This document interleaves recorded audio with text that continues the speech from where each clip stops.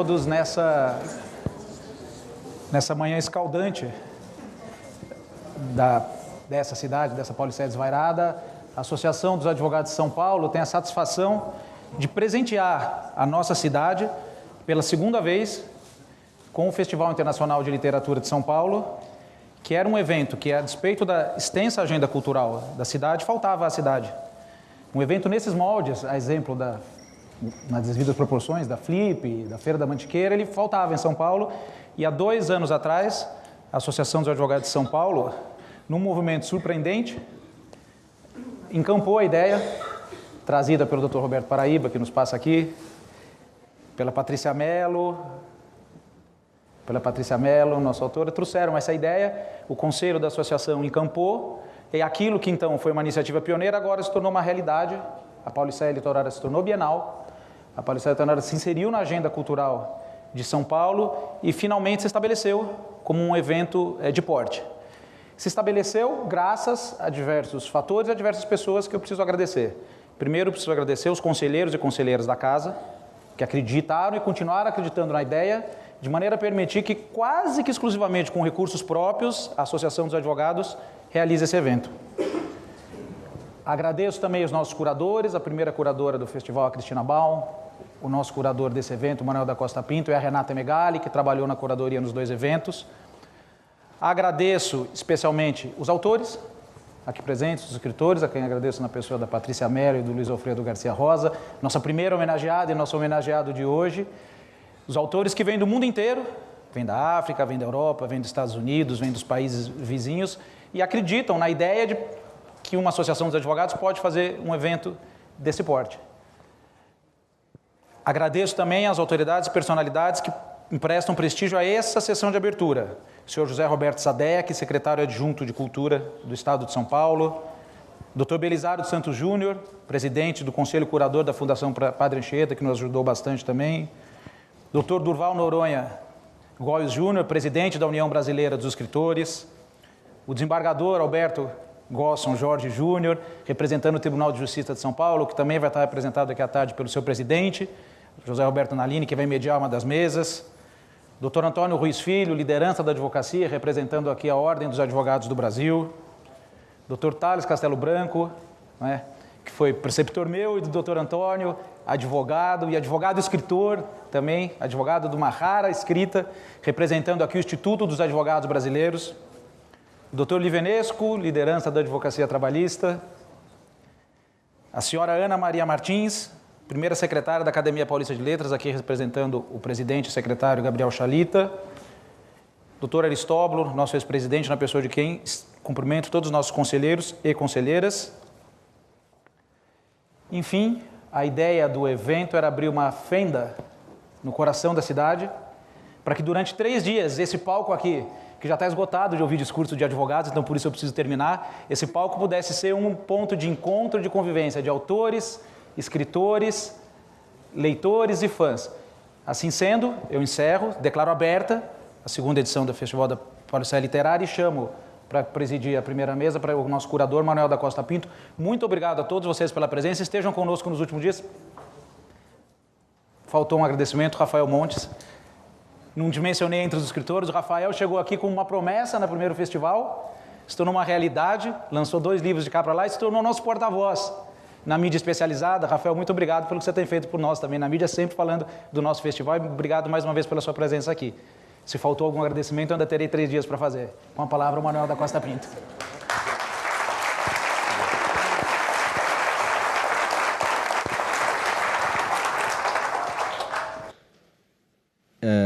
Bom dia a todos. O Leonardo já apresentou o que é o Paulicéia, muito melhor do que eu poderia fazê-lo. Eu queria agradecer a presença de vocês todos aqui, dizer que essa programação nos deu muito prazer, a mim e a Renata Megali, que faz a curadoria junto comigo. Eu quero agradecer o convite da ASP para ter feito esta curadoria, convite que foi endossado decisivamente pela Patrícia Mello, que foi a autora homenageada da primeira edição do Paulicéia, né? O Paulicéia Literária foi criado em 2013, teve como um tema transversal o romance policial e homenageou Patrícia Mello, né? Eu tive o privilégio de fazer a conferência de abertura a convite da Cristina Baum, que foi a primeira curadora do Pauliceia, e depois me tornei agora o curador, e convidei o Adriano Schwartz, professor da Universidade de São Paulo, jornalista, foi meu colega na Folha de São Paulo, autor de um belíssimo livro sobre Saramago chamado O Abismo Invertido, pela editora Globo, para fazer a conferência sobre o autor homenageado desta edição, que é Luiz Alfredo Garcia Rosa, que junto com a Patrícia Mello, um dos principais autores da ficção policial brasileira. Dessa maneira, a gente estabelece um vínculo entre a primeira edição e a segunda edição do Pauliceia, homenageando dois autores representativos desse gênero literário tão importante no cenário da literatura contemporânea. Acrescentando ainda que a programação tem a presença de autores de romances policiais, a exemplo do próprio Luiz Alfredo Garcia Rosa, que participa hoje à tarde de uma mesa com o escritor norte-americano Jeffrey Deaver. Tem o Leonardo Padura, que também é autor de romances policiais, embora recentemente tenha enveredado por um outro tipo de gênero literário, uma espécie de thriller político, e temos a presença de nomes absolutamente fundamentais no panorama da literatura brasileira e internacional hoje. Temos convidados da Argentina, de Cuba, dos Estados Unidos, do Chile, e é uma grande honra receber todos esses autores que estão na programação a qual vocês têm acesso. Então, sem mais delongas, como se dizia antigamente, eu, depois de aberto o Pauliceia Literária desse ano, então eu agradeço mais uma vez a presença de vocês, agradeço à ASP, a toda a equipe da ASP, Sibeli, o Roger, nomeadamente, que foram parceiros e co-curadores aí neste trabalho, sem dúvida alguma. E gostaria de convidar, então, Patrícia Mello, Luiz Alfredo Garcia Rosa e Adriano Schwartz para subirem aqui ao palco para essa conferência de abertura. E, enquanto eles sobem, então, eu convido vocês todos a voltarem a todas as outras mesas, que são mesas muito ricas de tendências da literatura contemporânea. Então, muito obrigado pela presença de vocês. Vamos esperar, por favor.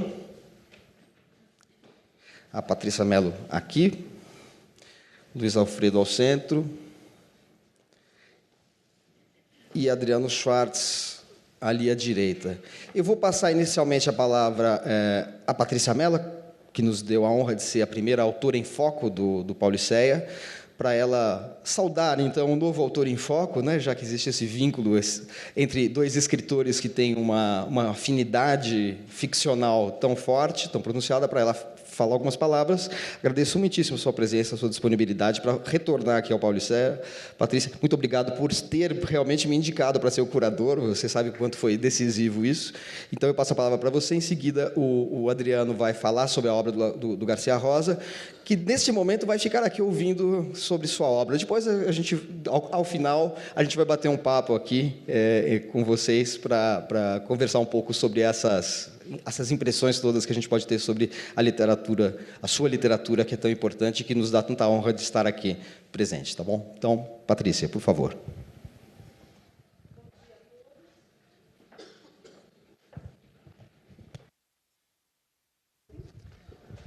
Vamos fazer o seguinte? Isso. Pronto.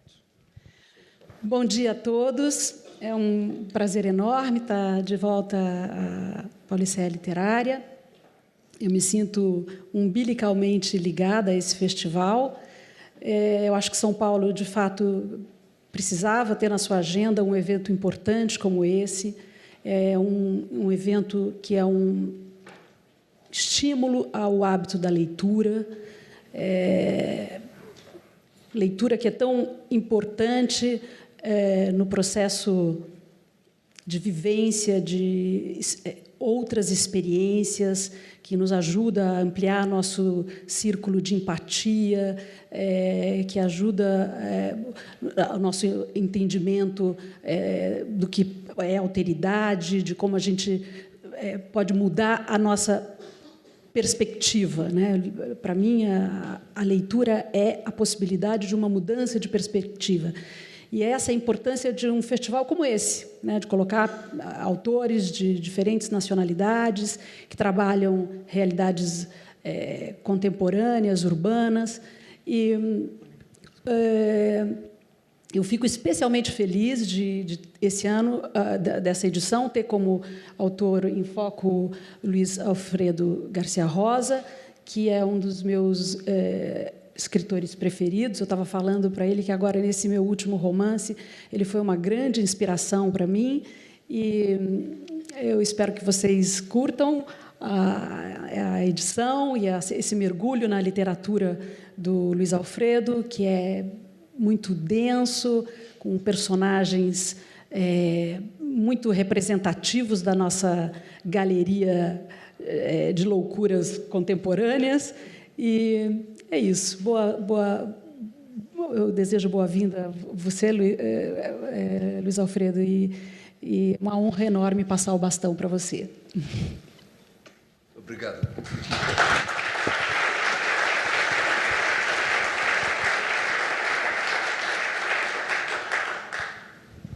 Acho que agora sou eu, né? Se quiser falar alguma... Não, eu queria uma questão de relação umbilical, dizer que quando eu pensei em fazer romance policial, a primeira inspiração que eu tive foi do Rubem Fonseca, que eu ficava esperando os livros dele saírem para correr na livraria e comprar. E depois dele, temporalmente, foi Patrícia Mello, que foi a pessoa que, dentre as minhas pessoas conhecidas, ousou, depois do Rubem Fonseca, fazer um livro policial. Eu achei aquilo de uma coragem extraordinária e que me deu o kick-off para eu entrar no jogo também, entende? Como que eles, então pode?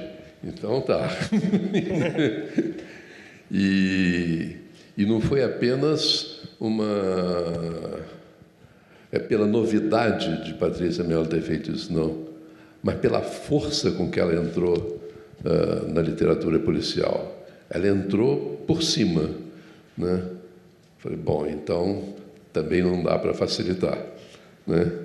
E aí continuamos paralelamente, embora não tenhamos estabelecido uma relação pessoal propriamente dita, né? Só via livros. E eu estou tendo essa satisfação enorme de, além de estar aqui com vocês, estou aqui com ela, que eu nunca tinha estado pessoalmente para falarmos sobre literatura policial. Eu acho isso ótimo. Obrigado, Patrícia.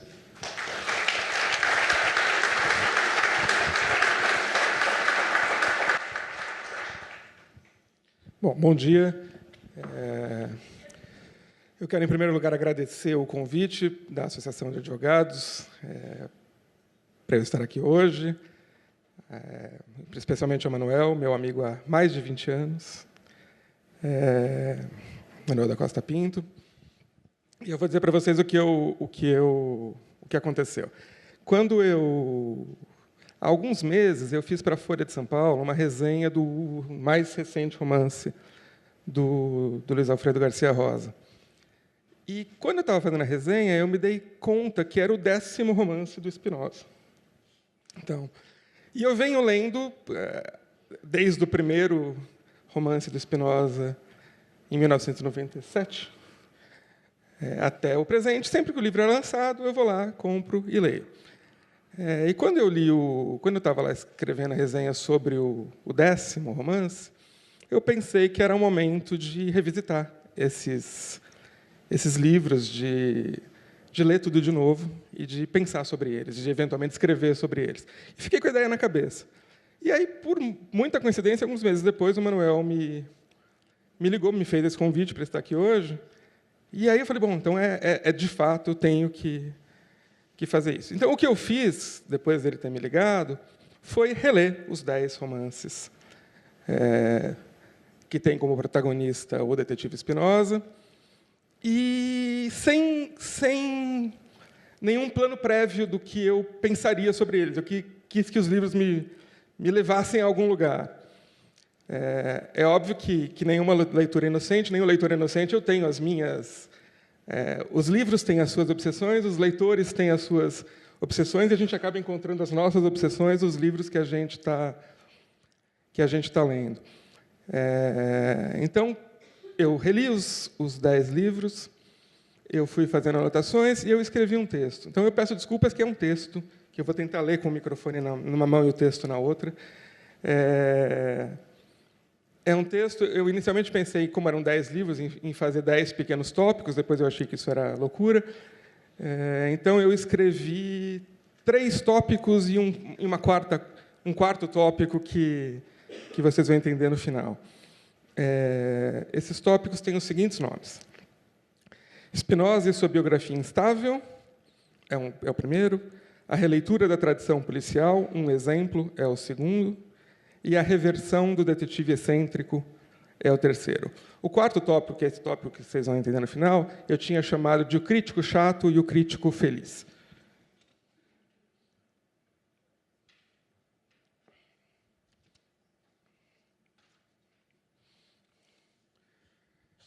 Então, vamos lá. Primeiro, Spinoza e sua biografia instável. Spinoza está com quase 60 anos. Eu fiquei sabendo agora, numa conversa antes da gente começar, que, para o autor, o Spinoza está com 52. Eu achei diferente.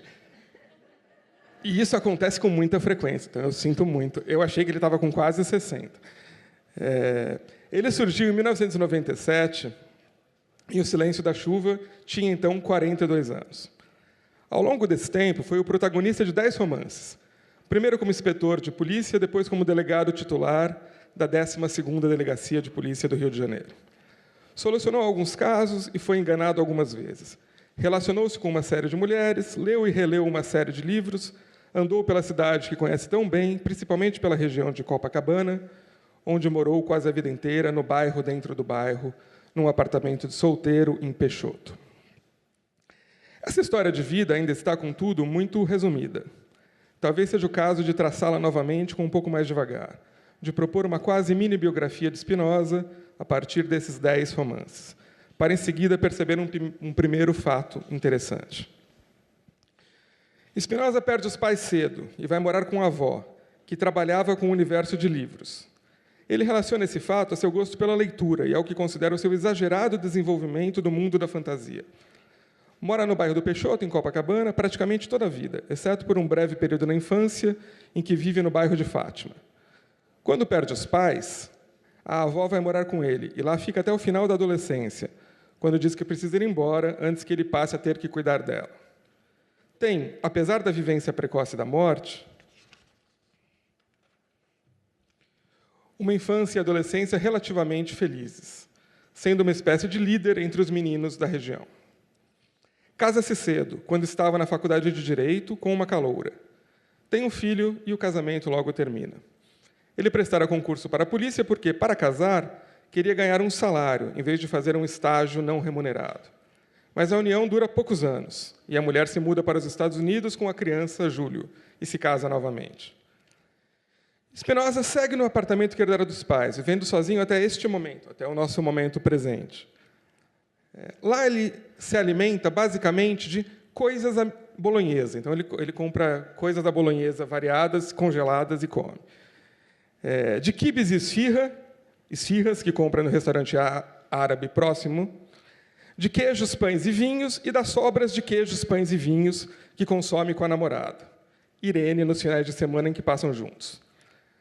Quando ele sai, ele costuma comer com os colegas de trabalho na tratoria vizinha à delegacia, e, de vez em quando, ele compra um hambúrguer no McDonald's. Irene, a namorada que acaba de mencionar, é uma designer de fama internacional com quem ele se relaciona há mais de 10 anos.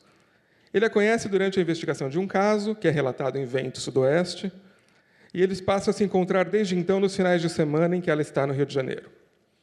Trata-se de um relacionamento aberto. E se no começo das aventuras de Spinoza o policial demonstrava preocupação com as suas possibilidades com as mulheres, isso logo se modifica. E ele faz extensivo uso dessa abertura na relação com Irene. não raro se envolvendo com as pessoas que conhecem suas investigações. Seu principal parceiro na polícia é Welber, a quem ele recruta logo que ele sai da academia e em quem confia totalmente. Apesar de se colocarem com frequência em situações de risco, cada um sofre apenas um grave dano físico durante o trabalho. Welber toma um tiro no baço e Spinoza uma facada, que o deixa durante alguns meses afastado de suas atividades regulares. Spinoza fuma durante muitos anos e depois abandona o vício. Depois do final do casamento, ele faz 2 anos de análise. Essa é a mini-biografia. Essa mini-biografia nos permite conhecer um pouco melhor o personagem, mas ela segue vaga. Logo no início, por exemplo, eu digo que Spinoza perde os pais cedo e que a avó, com quem ele fica até o final da adolescência, trabalha com o universo dos livros. As duas afirmações poderiam ser mais precisas, mas isso é impossível, porque elas vão sendo alteradas. Assim, há momento em que lemos que os pais morreram juntos quando ele tinha 14 anos e que ele fica com a avó até os 21. Há outros em que os pais morreram em um curto período de tempo, quando ele tinha 10 anos, e que ele fica com a avó até os 18, ou em outro momento até os 19. A avó, por sua vez, é às vezes tradutora de livros populares, às vezes tradutora de livros supostamente mais sérios, às vezes ela é revisora.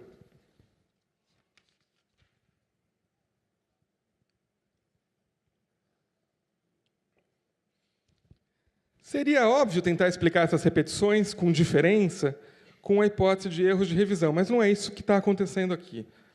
Não me parece que esse seja o caso. Acontece aqui, em escala reduzida, algo parecido ao que acontece, para citar o caso mais impressionante da literatura nos últimos anos, em todo o projeto de um personagem chamado Nathan Zuckerman, que é um personagem de um escritor americano chamado Philip Roth. Ele está o tempo inteiro sendo modificado, tendo sua biografia ligeiramente alterada em um dado momento, intensamente alterada em outro momento. Essa instabilidade está no centro do projeto ficcional do Philip Roth, que constrói uma máscara, constrói uma voz e depois reconstrói inúmeras vezes essa máscara e essa voz. Esse fenômeno não tem na obra do Garcia Rosa a mesma centralidade que tem na obra do Roth, mas ele também é relevante. Ele parece introduzir, na longa duração da sequência dos textos, ou seja, na leitura seguida dos 10 romances, algo que também acontece dentro de cada trama, dentro de cada um dos romances: o engano, o erro. O Spinoza, muitas vezes, não entende o que está acontecendo, ele não sabe o que está acontecendo. E o engano, o erro, o equívoco são, a cada livro, parte fundamental do jogo que está sendo jogado. Esse era o item número 1. O item número 2 chama a releitura da tradição policial um exemplo. Spinoza é um personagem de ficção que adora ler ficção. Uma lista incompleta de suas leituras ao longo de 10 livros inclui o Edgar Allan Poe, De Quincey, Hemingway, Steinbeck, Faulkner, Melville, Dickens, Conrad,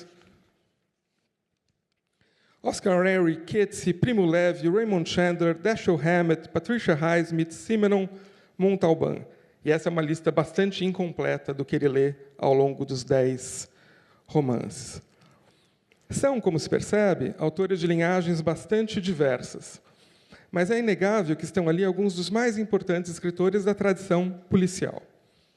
Nesse sentido, podemos repetir a frase inicial desse parágrafo com um acréscimo. Spinoza é um personagem de ficção que adora ler ficção policial. É fácil admitir que não há infinitos crimes possíveis, mas, por outro lado, existem quase infinitos modos de contar o mesmo crime. Decorrem daí aqueles momentos fascinantes em que um personagem de ficção tem um instante de reconhecimento de que suas aventuras se parecem com outras aventuras que ele leu e conhece. Então, um escritor argentino, Jorge Luis Borges, adorava contar nas palestras dele da noite das 1001 noites, na qual a Sherazade contava para o sultão a própria história dela, Sherazade. Então, a ficção se duplica, se reproduz em vertigem nela mesma. Isso acontece com Spinoza, que não por acaso, em um determinado momento, se percebe dentro de uma história do Edgar Allan Poe. E é, de fato, Edgar Allan Poe, o criador das cenas inaugurais das histórias de detetives, com 3 contos escritos em 1841 e protagonizados por Auguste Dupin, o escritor, que mesmo um leitor não tão atento, perceberá como aquele que provavelmente mais frequenta as páginas do Garcia Rosa. O romance Na Multidão é baseado no conto O Homem da Multidão, que, como lembra Ricardo Pilha, é o relato de Poe imediatamente anterior aos assassinatos da Rua Morgue, que é a primeira história protagonizada pelo Dupin.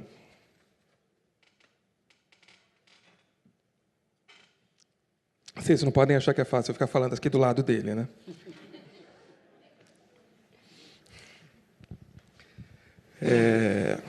Então, o romance Na Multidão reescreve, reconta de um jeito muito interessante, inteligente, uma história chamada O Homem da Multidão, de Edgar Allan Poe. Em Um Lugar Perigoso, que é o último romance, um professor universitário de literatura precisa se aposentar precocemente por sofrer de um triste distúrbio mental que o faz esquecer praticamente tudo que vive e a criar fabulações, ficções para preencher tudo o que se perdeu. Quando o encontramos na história, ele já é há bastante tempo um tradutor profissional, ocupado naquele momento com a recriação em português dos contos de Edgar Allan Poe. E os textos do Poe citados nominalmente no livro são O Escaravelho do Diabo e A Carta Roubada. A Carta Roubada é o último e o terceiro dos contos policiais do Edgar Allan Poe que fundam, que inauguram a literatura policial. E A Carta Roubada já tinha, então, Num Lugar Perigoso, A Carta Roubada aparece como um livro, como um texto sendo traduzido, e A Carta Roubada já tinha aparecido em outros momentos na obra do Garcia Rosa. Então, por exemplo, em Uma Janela em Copacabana, o Spinoza, em algum momento, fala que a melhor forma de esconder é... Não, ele fala o máximo de visibilidade aliado ao máximo de cegueira, que reproduz uma das premissas lógicas da Carta Roubada, que a melhor forma de esconder é deixar exposto. E a Carta Roubada aparece de modo muito forte e marcante no primeiro romance do Garcia Rosa, No Silêncio da Chuva. Então, eu vou rapidamente rememorar o conto para mostrar o que acontece. A Carta Roubada trata da história de uma carta roubada. A gente não sabe, o conto não nos diz nunca de quem a carta foi roubada, mas ele nos dá a entender que ela foi roubada de uma rainha, nos aposentos reais, na frente do rei, por um ministro que se chama Ministro D. Então, o Ministro D rouba a carta, a rainha percebe que o ministro roubou a carta, o rei não percebe que essa carta foi roubada. E essa carta dá ao ministro poderes sobre a rainha. A rainha, com isso, a rainha convoca, por causa disso, a rainha convoca um delegado e fala para o delegado que ele precisa recuperar a carta.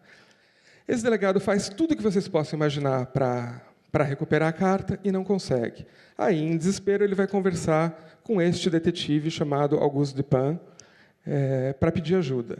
O Dupin ouve toda a história e diz para ele: só posso te dar um conselho, procure tudo de novo. E o cara sai lá desconsolado e vai procurar a carta de novo. Passa-se um mês, ele não encontra carta nenhuma, ele volta para o Dupin e fala: não consigo achar, eu preciso de ajuda, existe uma recompensa altíssima para essa carta, essa recompensa já foi dobrada, mas nada acontece. E aí o Dupin fala para ele: faz o cheque que eu te entrego a carta. E entrega a carta para ele, o detetive o policial fica perfeitamente perplexo e sai de lá. E aí, no restante do conto, o Dupin conta para o narrador da história, que é uma espécie de Watson antes do Watson do Sherlock Holmes, como ele tinha feito para recuperar a carta roubada. Então, quando a gente termina de ler a Carta Roubada,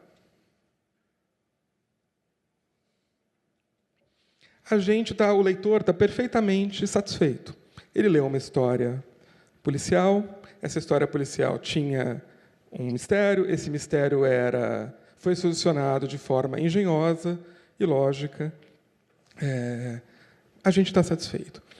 Se a gente relê e começa a procurar no conto outras coisas, a gente percebe que tem detalhes que estão ali escondidos, que estão pouco aparentes, como se houvesse um mistério depois do mistério. O mistério foi resolvido, mas ali há outros mistérios. Esses mistérios funcionam como se fossem pistas, como se fossem evidências. E quando a gente relê e pensa sobre o conto, a gente pode chegar a duas hipóteses que passam completamente despercebidas numa primeira leitura. A primeira hipótese é que essa é uma história sobre a carta roubada, mas ela é, na verdade, uma história de uma profunda rivalidade entre irmãos. O detetive Dupin e o ministro de quem ele recupera a carta seriam irmãos, que têm uma longa história de rivalidade, e essa rivalidade é pontuada muito discretamente ao longo do conto, mas está escondida lá. E tem uma hipótese mais louca e mais difícil, mas que é plausível e que o conto permite que a gente pense nela, que o Dupin e o ministro são a mesma pessoa. Então, é um conto policial que conta uma história, a gente se satisfaz com a nossa primeira leitura, ele já cumpre todos os requisitos de uma história policial, mas escondida atrás dessa história policial, tem uma outra história policial com outras hipóteses que a gente pode descobrir. Bom, dito isso,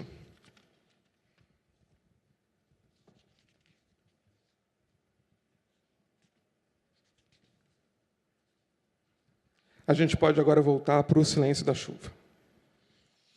Ali, durante boa parte da história, os crimes que Spinoza e seus auxiliares investigam não aconteceram. Um executivo, Ricardo Fonseca de Carvalho, se mata e deixa uma carta com dinheiro para os policiais que supostamente encontrariam o corpo, pedindo para que, ao encontrar o corpo, eles fingissem que ele tinha sido assassinado.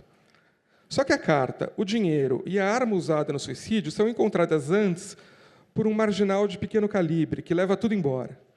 Então, a polícia se depara, de fato, com uma cena de crime. A carta roubada, o marginal logo percebe, é a chave para ganhar dinheiro da companhia de seguro. Mas a carta roubada é roubada novamente. Agora pela secretária do executivo, que, por sua vez, desaparece e faz com que todos pensem que ela fora raptada, de novo desviando a atenção da investigação.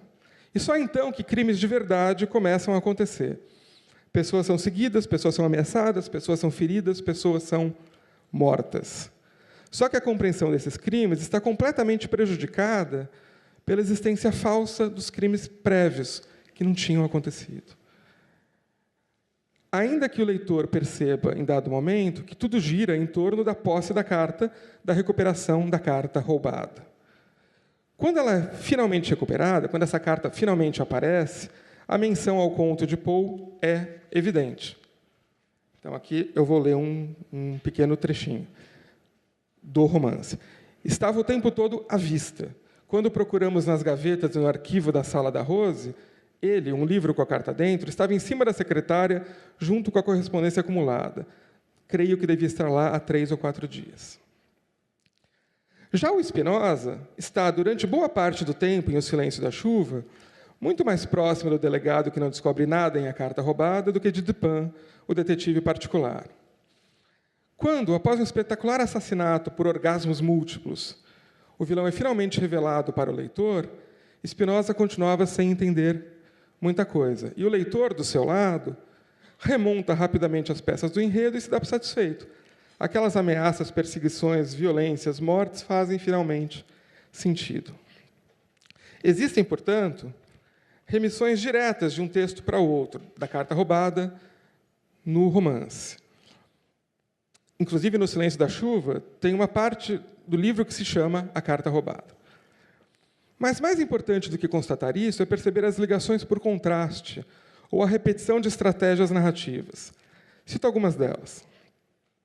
O conteúdo da carta no conto do Poe nunca é revelado, ainda que a gente possa desconfiar do que se trata. Em O Silêncio da Chuva, por outro lado, a gente fica muito rapidamente sabendo o que a carta diz. No conto do Poe, toda a trama está centrada na figura genial do detetive, que descobre tudo o que está acontecendo, orquestra e manipula todos os outros personagens ao mesmo tempo. Em O Silêncio da Chuva, Spinoza aparenta cumprir o mesmo papel do Dupin, do detetive genial. Só que é ele que está quase o tempo todo sendo manipulado. Muito mais próximo, como eu disse há pouco, do delegado que pede ajuda ao Dupin. Em A Carta Roubada, uma intriga de poder na corte pode esconder outras histórias, como uma antiga e profunda rivalidade entre irmãos ou um grande truque de personificação de Dupin. Já no Silêncio da Chuva, todas as reviravoltas e crimes ligados às idas e vindas da carta nos fazem esquecer que a morte inicial, o suicídio do executivo, nunca é elucidado. Tudo que a gente fica sabendo sobre aquele executivo que se matou, o Ricardo Fonseca de Carvalho, ao longo da história, não combina direito com o ato drástico dele se matar. Então, há por trás da história que a gente está lendo uma outra história, uma história anterior, que é também uma história, provavelmente, de crimes e traições. Só que dessa outra história, a gente só pode suspeitar. Terceiro item.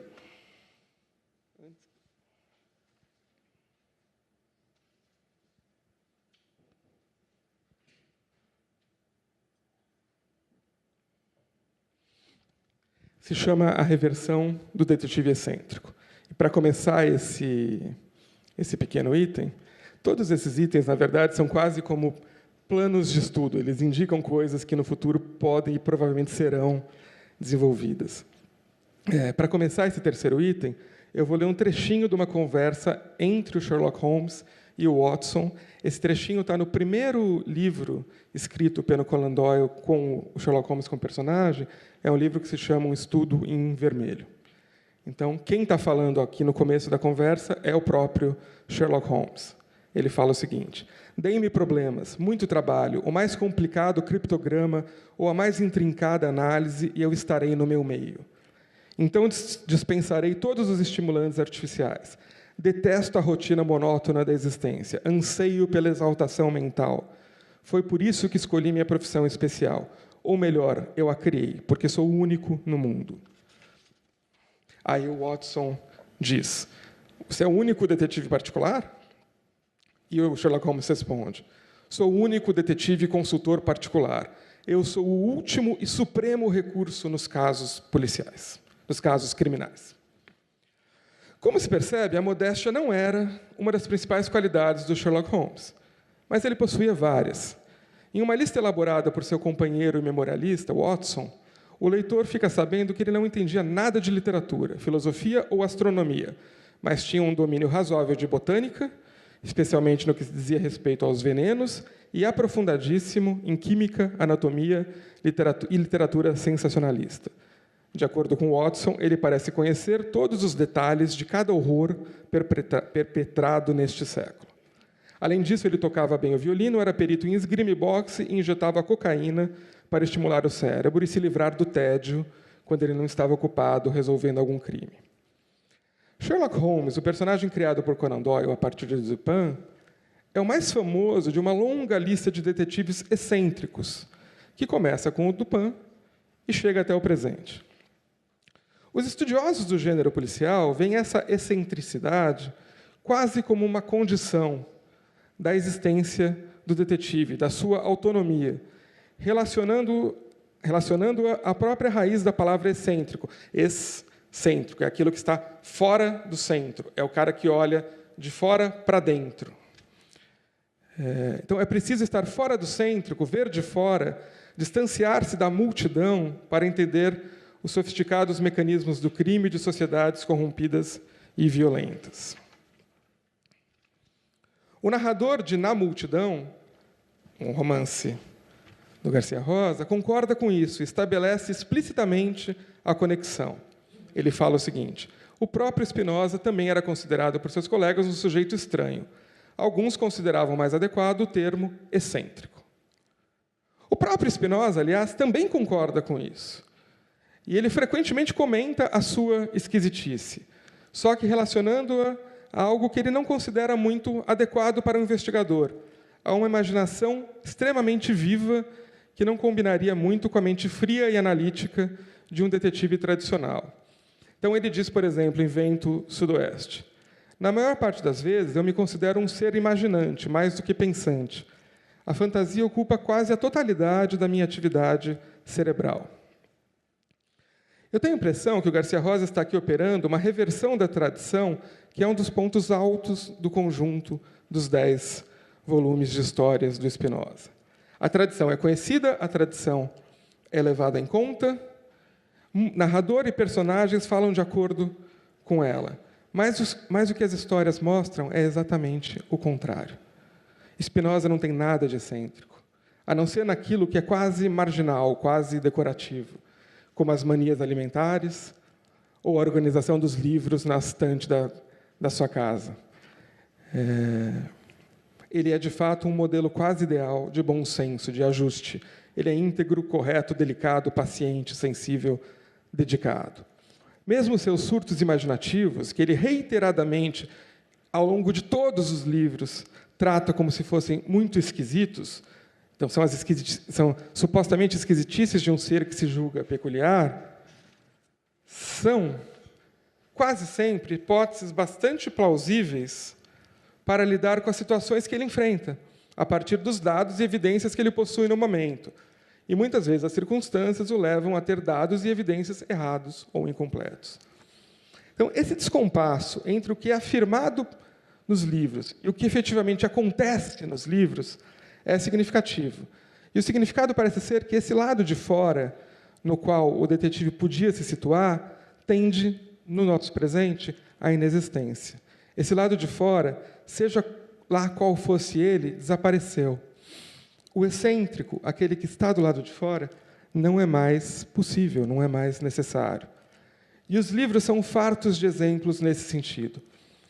Pode-se pensar na quantidade imensa de vezes em que policiais estão no centro das atividades criminosas, ou que Spinoza e seus colegas constatam a onipresença da corrupção no mundo de quem deveria combater o crime. Corrupção que, na prática, torna esse mundo possível e tolerável. Ou pode-se pensar também que é só no 9º livro desses 10 livros do Spinoza que um criminoso é, de fato, preso por seus atos. Aliás, é uma criminosa que se chama Laura Clemente. Essa é também a marca, a mancha, da qual Spinoza não consegue escapar. Ele sabe disso e ele não pode, ele não consegue fazer nada. Ele talvez até tente, numa nova reversão, criar um cordão de isolamento, uma bolha do lado de dentro, que tem até uma representação geográfica e espacial possível na sequência dos livros, no bairro do Peixoto, que é tão detalhadamente, reiteradamente e de jeito tão espetacular retratado nos livros. Mas isso não é mais possível. E isso faz dele, e por extensão, faz de todos, cúmplices, ainda que involuntários. Eu tinha feito um item, que eu não vou ler aqui, que são sobre as obsessões do livro. Eu vou passar direto para o que seria o 4º item, que eu tinha chamado de crítico chato e crítico feliz. O crítico chato, que sou eu, obviamente, tinha pensado o seguinte: bom, eu vou reler os 10 livros, eu vou comentar os 10 livros, e eu não vou falar nada, não vou levantar nenhum problema. E aí eu estava relendo os 10 livros, eu chego num momento, num dos livros, que o Spinoza confessa que ele tem um secreto desdém pela crítica literária e pela teoria literária. Aí eu pensei, é a hora de eu me vingar. Mas a vingança é tão pequenina, tem tão pouca coisa ali que eu não vou me vingar. Então vai ser só o crítico feliz. E o crítico feliz resolveu que não cabia a ele terminar, que não cabia a ele ter a última palavra, cabia ao nosso autor homenageado. Então, o crítico feliz é o crítico que vai lendo os livros e vai ficando feliz com o que está lendo. Que é o que aconteceu comigo ao longo desses muitos anos, lendo esses romances protagonizados pelo Spinoza. Então, o que eu fiz foi selecionar um trechinho de um desses livros e eu vou ler para vocês um trechinho para encerrar o texto.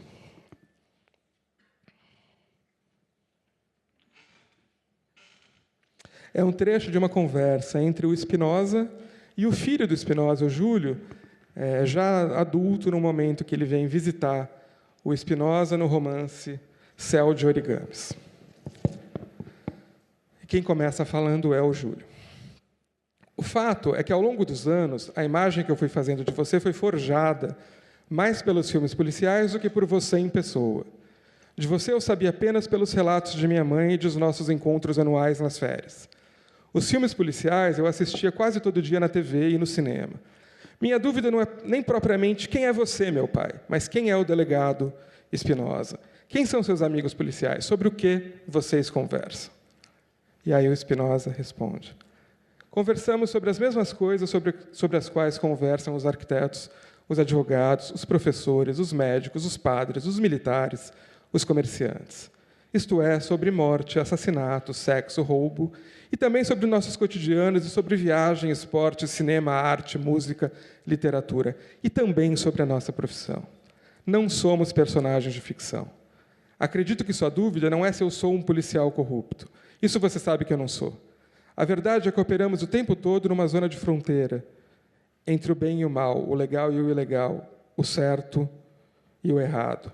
Essa fronteira não é uma linha que se possa traçar delimitando claramente duas regiões. É uma fronteira larga o bastante para criar uma terceira região, cujos limites não são nítidos nem rígidos. O mesmo acontece dentro de cada um de nós. Essa linha divisória é facilmente apagada. Esses limites são facilmente ultrapassáveis e são...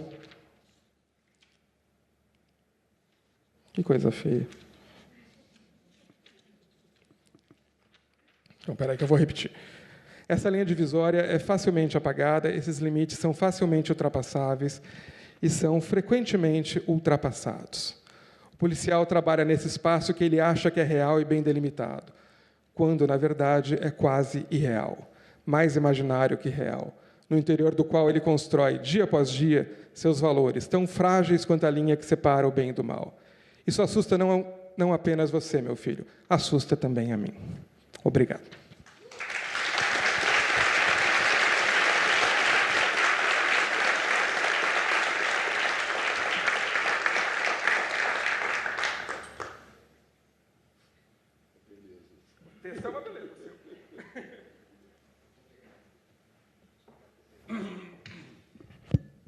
Obrigado, Adriano. Foi uma delícia. Espero que você depois publique a íntegra, quem sabe até no site do próprio Pauliceia, a íntegra do texto com aquela parte que você saltou.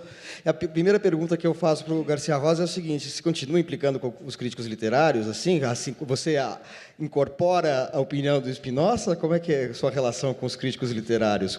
Bom, salientando que eu estou do mesmo lado do balcão que ele. Eu nunca tive nada com os críticos literários. Agora, o Spinoza eu sei.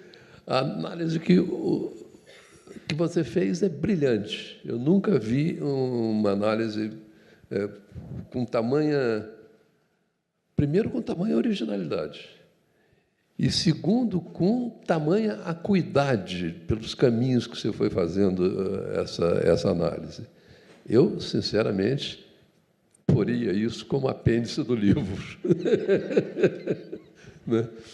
Para encorajar os novos leitores. Não, eu não tenho nada contra os críticos literários, né? Eu apenas não seria capaz de ser um crítico literário, porque eu ficaria no crítico feliz, né? Eu seria... ainda há pouco eu estava conversando com duas moças que estavam fazendo uma entrevista comigo, e... como é que... O que é literatura para você? Eu digo, olha, essa é uma pergunta que me deixa absolutamente perplexa, né? Eu não sei, entende? Literatura, para mim, é uma coisa que me ligou a livros desde a idade de 15 anos, mais ou menos, até hoje. E nunca eu deixei de ser apossado pelo autor, pelo personagem, pela história, pela narrativa, né? E eu, na verdade, à medida que eu fui lendo, eu fui sendo... tem um termo medieval que diz, eu fui inabitado por esses livros, né? Quer dizer, é como se eu fosse paulatinamente sendo habitado por esses autores, por esses livros, por essas histórias, por esses personagens, e nunca parei para fazer o outro lado, o do crítico, como é que é? Não é infeliz, é o zangado, é o crítico chato, né? Ou seja, eu nunca me coloquei na posição de realmente um crítico literário, né? Que tem que se colocar nessa posição, né? Então, a sua pergunta, eu acho que está respondida, né? Está plenamente respondida. Deixa eu falar uma coisa. O Adriano é autor de um livro chamado Abismo Invertido, sobre o José Saramago, que discute e, de certa maneira, contesta um pouco a ideia que o Saramago professou em entrevistas de que existe uma certa coincidência entre o autor e o narrador dele, ou entre a figura empírica do autor e o autor fictício criado, né? Ele discute muito, é uma questão de teoria literária que, para quem gosta, tem gente que não está nem aí com essas coisas. Eu acho fascinante, o Adriano também, por isso que a gente estuda isso e fica mergulhando nessas nuances do estatuto do autor, do narrador, da ficção ou da não ficção, essas fronteiras, né? Então, eu, aproveitando que ele é um especialista nesta tópica da crítica literária e mencionou vários livros lidos pelo Spinoza, nos seus romances, eu queria perguntar, você lê os mesmos livros que o Spinoza? Li. Li. E são os seus preferidos também ou não? Não, ali não estão todos os preferidos, não.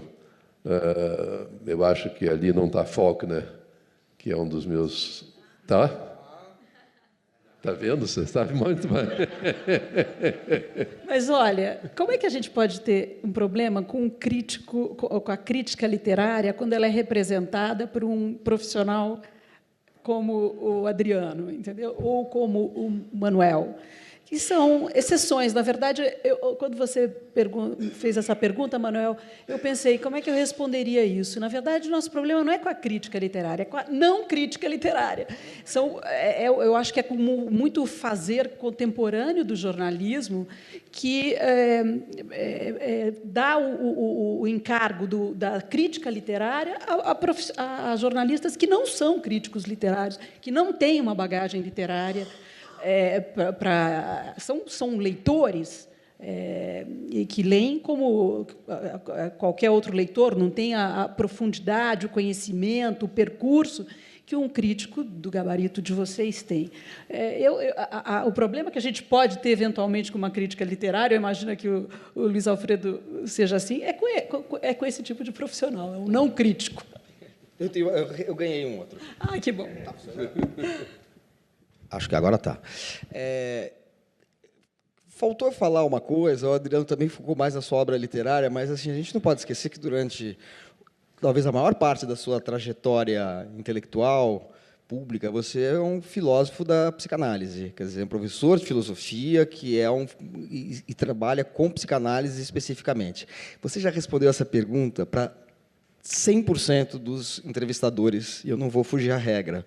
Que relação tem entre a psicanálise, sobre a qual você tem livros fundamentais, conheço muitas pessoas que estudaram os seus livros de teoria psicanalítica, de metapsicanálise, que relação existe entre estes livros e o estudo, a psicanálise em si, e a ficção policial? Existe alguma relação para você? Ou essa é uma pergunta daquelas que você descarta de saída? Não, essa é uma pergunta que é facílima de responder de um lado e é dificílima de responder por outro, né? Primeiro que, como você usou o termo preciso, o que Freud faz, a chamada teoria psicanalítica do Freud, é uma metapsicologia. Ou seja, ela se passa num registro puramente conceitual. Ela nada tem a ver com a prática psicanalítica, né? Ela não surge da prática psicanalítica. Ao contrário, a prática psicanalítica é que surge dela. Quer dizer, o que Freud fez foi construir um universo. Esse universo é feito de conceitos, né, por um lado, e por uma, vamos chamar, problemática, ou um espaço de pensabilidade de outro, sendo que os dois foram se fazendo simultaneamente. Quer dizer, ao mesmo tempo em que ele bola, né, cria um conceito como o de inconsciente, que é um conceito sofisticadíssimo, né? O conceito de inconsciente, ele remete para aquilo que em nós é o que seria o trágico. Ou seja, algo que é, eu ia falar isso num outro encontro que nós tivéssemos, quer dizer, que é aquilo que em nós é o inescrutável. Que quem diz isso, quem usa isso, é o Edgar Allan Poe. O Edgar Allan Poe, ele começa na multidão dizendo que a essência de todo crime é inescrutável. O termo não é originalmente dele, não, mas ele faz um uso brilhante disso. O que é o inescrutável? O inescrutável é aquilo que em nós é o indizível e é o invisível. Quer dizer, é o registro nosso que é absolutamente, que escapa absolutamente à nossa própria análise, vamos dizer assim, né? Então, o que Freud faz é tecer uma trama de conceitos, inconsciente, recalcamento, pulsão, libido, não sei o quê, né? Com o qual ele vai construir uma prática que vai possibilitar, vejam bem, não é que vai conseguir, mas que vai possibilitar algo, um pouco de acesso a esse inescrutável em cada um de nós. Ou seja, aquilo que em nós é o trágico. Ou seja, aquilo que em nós é sujeito e não sujeitado. Entende? Daí a relação disso com o desejo, que também só pode ser sujeito, não pode ser sujeitado. Então, eu diria que esse é um dos pontos de toque, né, entre o universo da psicanálise e da literatura, porque eu acho que a literatura é, fundamentalmente, aquilo que toca o inescrutável de cada um de nós. Ou então não é literatura, né? Patrícia, você está de microfone em punho, aí eu acho que você ia fazer alguma observação. Perguntar também da relação que eu imagino, eu suponho que tenha, evidentemente, no batismo do seu personagem, do seu protagonista, né, do Spinoza, com a filosofia do Spinoza. Sem dúvida, né? Aliás, esquecemos de falar sobre isso, né? Quer dizer, o Spinoza chama-se Spinoza por causa do Baruch Spinoza, que é, do meu ponto de vista, um dos pensadores ocidentais mais éticos que a filosofia teve. Quer dizer, um homem que não se rendeu a nada a não ser aos seus princípios, a ele próprio, ao modo de pensar, a crítica dele, né? Em suma, Spinoza é um incorruptível. E eu pretendia que o meu Spinoza fosse também um sujeito, pelo menos, não corruptível, né? Ou, pelo menos, não sei se dá para afirmar, não corruptível, mas não corruptido, né? Essa era uma exigência. Daí o nome Spinoza. E, por outro lado, também o quanto a concepção que o Spinoza tem de cada um de nós, e o Spinoza, o Baruch, né? É verdadeiramente aquilo que em nós nos faz sujeitos e não sujeitados, né? Então, esse seria o segundo ponto de contato. E terceiro é que tanto o filósofo, e aí não é só o Spinoza, o filósofo em geral, como o detetive policial, são indivíduos que exercem a prática da suspeita, né? Aliás, eles são mestres da suspeita. Eles operam no registro da suspeita, ou seja, de recusa do dado, né? E de busca de algo que está para além do dado, que seria a verdade, no caso, ou que a filosofia busca, ou que o investigador do crime busca, ou seja, o criminoso, né? Acho que é por isso que o Elmore diz que os escritores policiais são os continuadores da tragédia grega, né? Ele roubou isso de mim. Só que ele disse muito antes. Eu acho que a comparação é excelente. Eu acho que a tragédia grega, ela se aposta da lenda grega, quer dizer, daquilo do mito, né? Daquilo que é muito anterior à tragédia. E, por sua vez, veja, aí tem um detalhe. A tragédia grega se aposta do mito porque o mito pretende ser uma narrativa de algo, pretende ser uma narrativa. E a tragédia grega, ela pretende ser a encenação daquilo que o mito narra. Ou seja, ela coloca em cena o que a lenda ou o mito narram.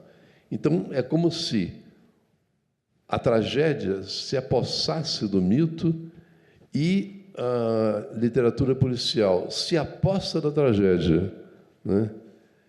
E, às vezes, pode até virar um romance de ação, porque coloca aquilo em ação. Eu acho que tem realmente o Elmore Leonardo, não é ele? Ele está certo. Eu não sei de quem que ele tirou isso, mas eu reparto com ele esse roubo.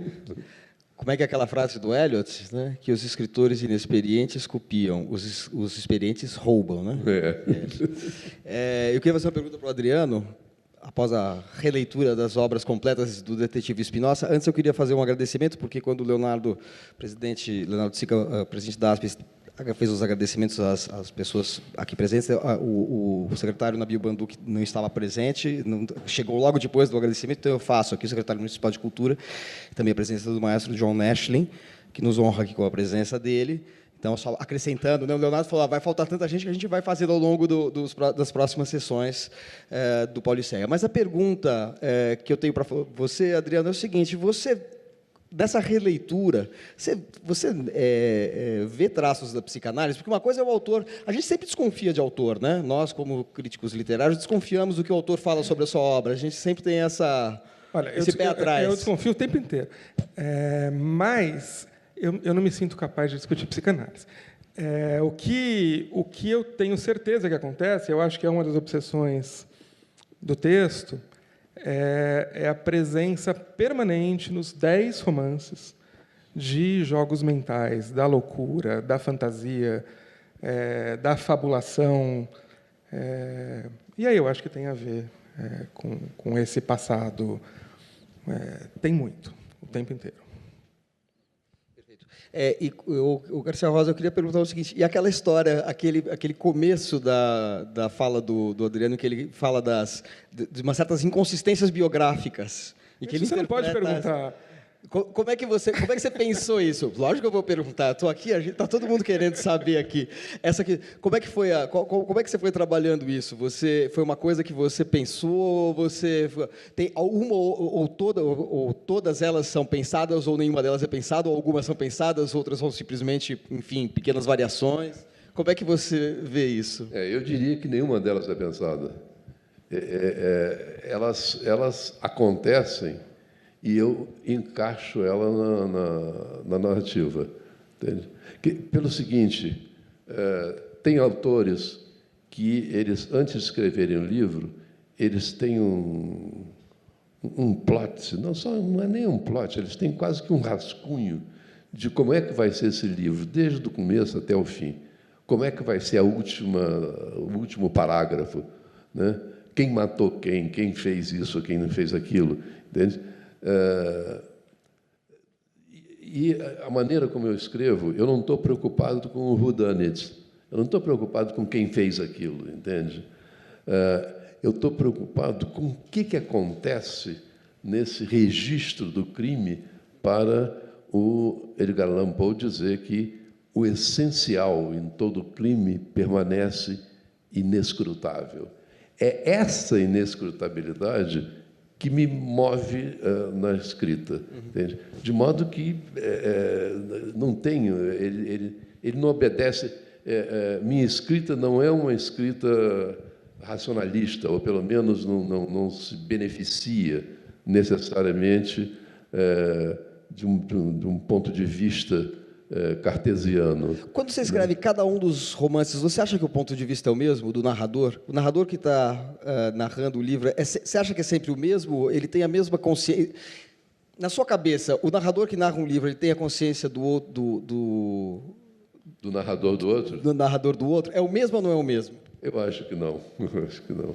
Mas uma outra pergunta, Luiz Alfredo, você relê os seus livros?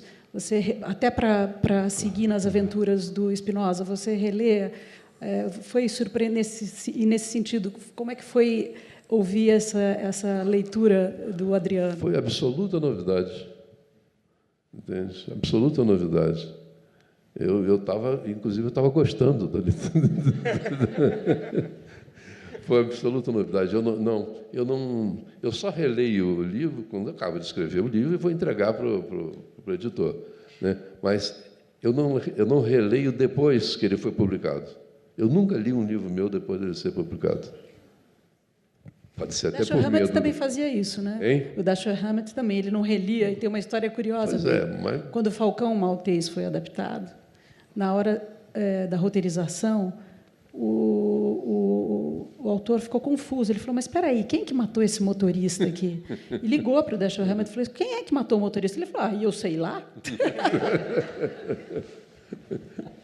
É o John Huston, né? O John Huston, né? Do que fez com Humphrey Bogart. Tem essa história famosa mesmo, né? Já te aconteceu alguém perguntar alguma coisa, detalhe você não sabia? Afinal de contas, quem fez não sei o que? Não sei. Ou então, fulano realmente era assim? Também não sei. Eu acho que é muito... Qualquer pessoa, mesmo mais modestamente que tenha escrito qualquer coisa na vida, acho que sabe que o texto ganha vida. Não, e mesmo quando ele está sendo escrito, ele vai é quase como se fosse uma coisa que vai surgindo à medida que ele vai sendo escrito. Eu tenho muita convicção há muito tempo que o autor muitas vezes perde o controle do que está acontecendo no texto. E o texto nasce, o texto tem vida, e ele vai sendo lido de jeitos diferentes. Então, eu acho que é isso mesmo. Sim, com certeza. Professor Rosa, você tem dentro dos seus romances, tem um romance que não tem o Spinoza, né?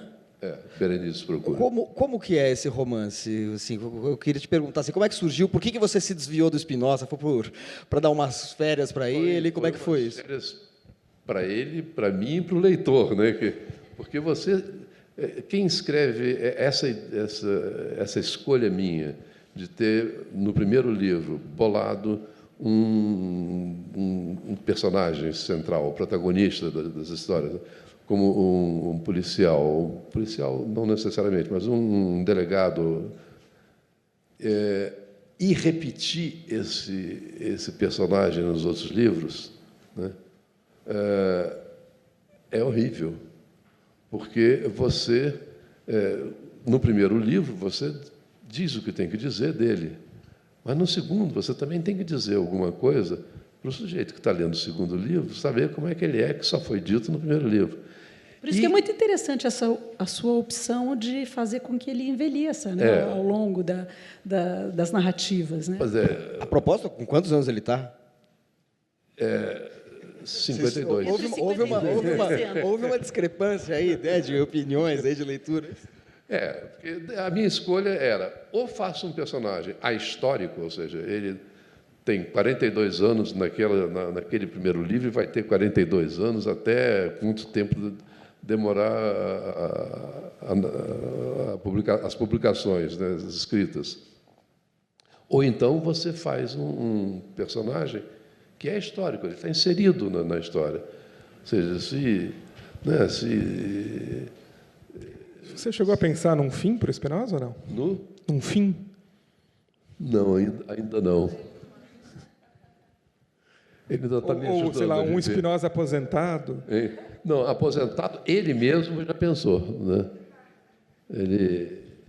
Ele tem um dos livros, que eu agora não sei dizer de cabeça qual é, mas eu acho até que foi o Céu de Origami, né? Ele pensa seriamente em se aposentar. Mas aí parece que na última hora desistiu. Agora, aquele tópico último, o terceiro, sobre o qual o Adriano falou, aquela reversão do detetive excêntrico, de fato, a galeria dos detetives da literatura tem sempre excentricidades, né? Acho que talvez um que não tenha seja o Maigret, né? O Maigret, tirando o cachimbo, não tem grandes excentricidades, não, né? Não tem. Maigret, eu gosto muito do Maigret, mas ele era um chato, né? O que falta a ele é exatamente essa excentricidade para ele dar uma mudança. Eu acho que, além de excêntricos, eles são figuras emocionalmente fracassadas. Né? Eles têm todo detetive tem uma história trágica. Tem, eu concordo com você. E o Maigret não tem, né? Não tem. O Maigret, não é que eu não gosto dele, não. Eu acho ele as histórias dele são excelentes, né? Mas é que ele realmente não muda, né? Ele é imutável, aquela coisa chata com a mulher dele, que é uma coitada, né? A mulher dele, que está sempre fazendo coisas para ele, comidinha para ele, chegue ele às 8 horas da noite, às 3 da madrugada, não sei, né? Em suma, ao contrário da maioria dos detetives, né, que tem uma vida instável, né, são alcoólatras ou ex-alcoólatras. E do cinema teve algum tipo de... Porque você falando isso da relação com a mulher me lembrou o Inspetor Columbo, né? O Columbo, que o Peter Falk fazia, que assim, que também tem essa coisa. Do cinema teve alguma personagem que para você foi inspiradora, vamos dizer assim? Claro que ficar falando influência é uma coisa um pouco, mas é mais uma curiosidade de leitor. Não, eu nunca fui, pelo menos conscientemente, influenciado do cinema para a literatura, né? É possível que agora vá até da literatura para o cinema, que já tem... O Spinoza vai ser adaptado para a televisão. Você podia falar um pouco dessa... Vai. Começa da sua agora. Expectativa. Você já chegou a ver? Não, já tive para ir lá ver, mas ainda não consegui. Vai ser o quê? Uma série? Vai ser uma minissérie com pretensão a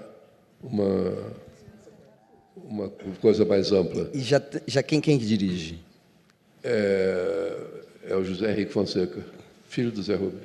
Uhum. E quem que é o Spinoza? Isso já é divulgado? Já está... Acho que estreia em poucas semanas. Domingos Montagnier, acho que o nome é esse. O ator da... Inclusive era de ator circense antes de ser ator de novela, né? O Montagnier não é ele? Eu acho que é. Era de circo, né? Ele foi do circo. Cara, isso. Eu não sabia. E depois se tornou ator das novelas. Bom, enfim. Eu queria fazer uma última pergunta. Por favor. É que a gente estava conversando, eu achei interessante. A gente estava conversando antes do evento. Luiz Garcia, você acha que existe uma literatura policial brasileira? Não, eu acho que não. Nós estávamos exatamente falando sobre isso, né?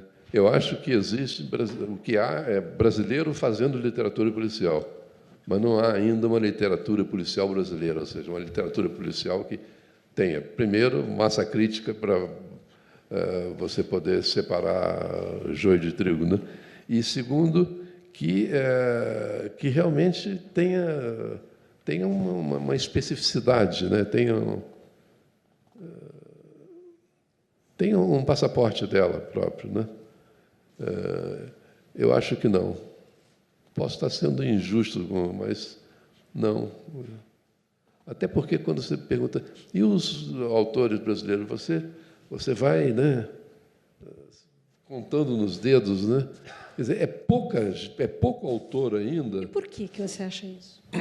Quer dizer, eu fico pensando, né? Eu acho sempre que a literatura policial ela tem uma relação umbilical com a vida urbana, né? Com a vida urbana também. E com a ditadura, né? Nossa aqui. Eu acho que esse é o principal problema. Você acha? Acho que sim. Quer dizer, quando eu comecei quando eu tive a ideia de escrever um livro policial, a primeira coisa que me veio à cabeça é: mas como, pô? Entende? Isso foi... Nós já estávamos... A ditadura era muito recente ainda, né? E, na ditadura, a polícia era um aparato de Estado que estava ali para... Sim, mas você vê, a gente sabe que tem diferentes vertentes da escola policial, né? Você tem... eu acho que você de certa forma, é um nosso grande representante da escola inglesa, né, digamos, que é uma escola que tem esse formato, da escola americana, como a gente estava falando ali, né, que tem você tem o crime, você tem o detetive, você tem mistério, você tem toda a parte logística, como na escola inglesa, mas o que é importante não é quem morreu, quem matou, mas é você entender um pouco a sociedade em que aquele crime foi cometido e entender o que essa sociedade vem fazendo conosco.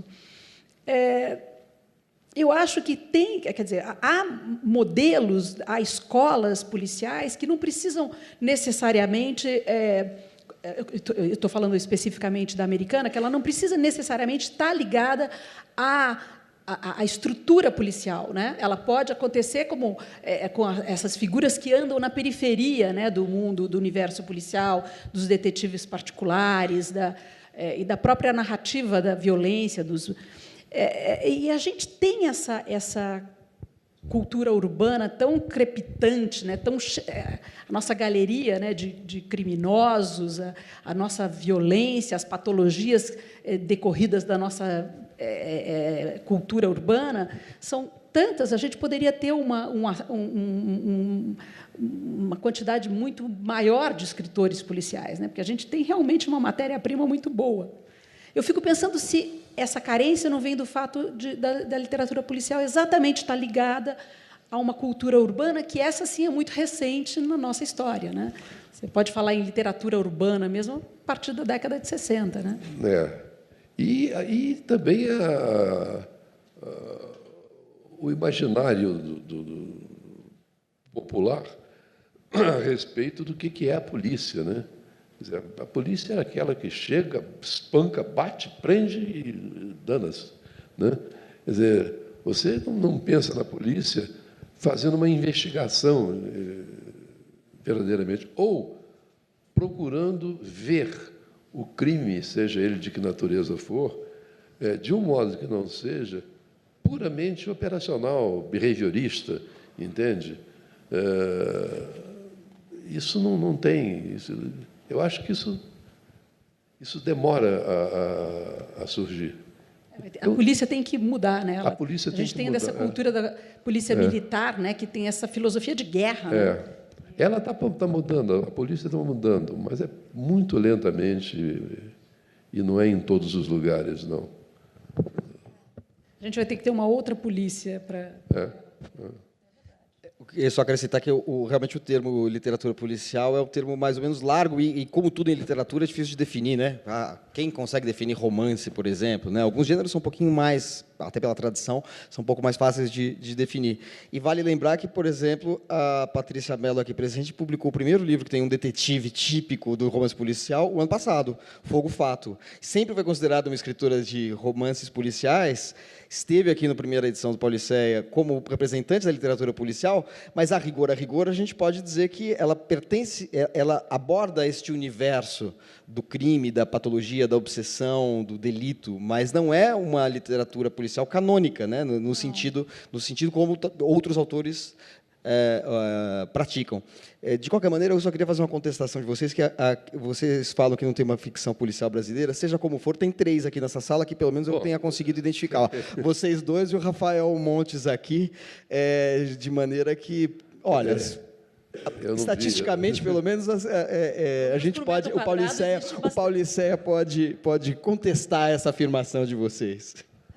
Não, eu acho que o Rafael Montes ele é um foguete. Ele chegou voando e não está disposto a pousar, não. Ele pretende continuar. Sem dúvida, é um autor novo, quer dizer, ele já tem uma marca diferencial. A gente não pode nem falar que ele é uma promessa, né? Porque a promessa já se realizou, né? É verdade. Eu queria agradecer muitíssimo a presença de vocês, Luiz Alfredo Garcia Rosa, Patrícia Mello, Adriano Schwartz. Foi uma delícia essa conversa precedida da sua palestra. Espero que a gente possa ler depois, né, em alguma publicação, em algum site, para que a gente possa ler com mais atenção depois também aqui as suas reflexões. Agradeço a presença de todos vocês. Convido já para as próximas mesas do Pauliceia, lembrando que às 15 horas nós temos a presença do Rui Castro e Heloísa Seixas, encontro muito interessante, porque o Rui Castro, além de ser um dos grandes biógrafos brasileiros, ele, de alguma maneira, foi um pouco biografado pela Heloísa Seixas no livro O Oitavo Selo, que fala da experiência dele, o mergulho nele, na boemia carioca, no jornalismo e as consequências semitrágicas que isso tiveram. É um livro que faz do Rui Castro uma personagem. Então, a gente vai ter aqui autor e personagem ao mesmo tempo, conversando com uma outra importante autora, que é a Heloísa Seixas, que é o Rui Castro. Né? Em seguida, nós temos a escritora chilena Lina Meruane, que vai estar aqui presente também às 17 horas. Deixa eu pegar minha cola aqui. E às 19 horas teremos o prazer, novamente, de receber o Garcia Rosa, junto com o Jeffrey Deaver, dentro de uma programação que prossegue amanhã e depois, com várias mesas. Nós, a partir de amanhã, teremos também 4 mesas na sexta e 3 no sábado, e para as quais vocês estão todos convidados. Teremos sessões de autógrafos dos autores aqui na livraria que fica no saguão da entrada do prédio aqui da ASP. Então, em nome de todos os organizadores do Pauliceia, agradeço muitíssimo a presença de vocês, a presença do público aqui presente. Tá bom? Obrigado.